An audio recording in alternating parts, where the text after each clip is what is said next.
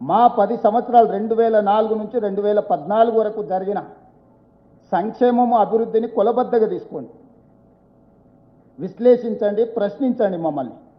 2014 నుంచి 2026 వరకు almost December 2023 వరకు వాళ్ళే ఉన్నారంటే ఆల్మోస్ట్ 10 ఇయర్స్. 2 సార్లు రాజశేఖర రెడ్డి గారి నేతృత్వంలో ఏర్పాటు చేసిన మా ప్రభుత్వం, 2 సార్లు చంద్రశేఖరరావు గారి నేతృత్వంలో ఏర్పాటు చేసిన ఆ ప్రభుత్వాన్ని పోల్చండి.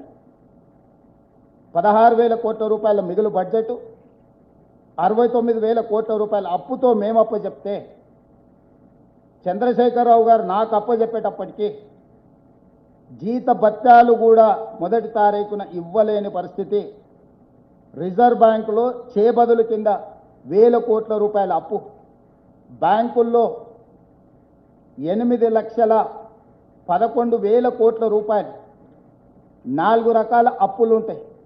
ఎఫ్ఆర్బిఎం పరిధిలో తెచ్చుకున్న అప్పులు, కార్పొరేషన్ సంస్థలకు ప్రభుత్వం గ్యారంటీ ఇచ్చిన అప్పులు, కార్పొరేషన్ సంస్థలే స్వయంగా మేము కట్టుకుంటామని తెచ్చుకున్న అప్పులు, ఇతర విధానాలలో ప్రభుత్వం తెచ్చుకున్న అప్పులు, 4 రకాల అప్పులు 6,71,000 కోట్ల రూపాయలైతే పోతూ పోతూ చేబదుల కింద బకాయిలు పెట్టినాయి. కాంట్రాక్టర్ల బిల్లులు 50,000 కోట్లు పెండింగ్ పెట్టినాయి. ఉచిత విద్యుత్ సంస్థలకు సింగరేణికి ఒక 30,000-35,000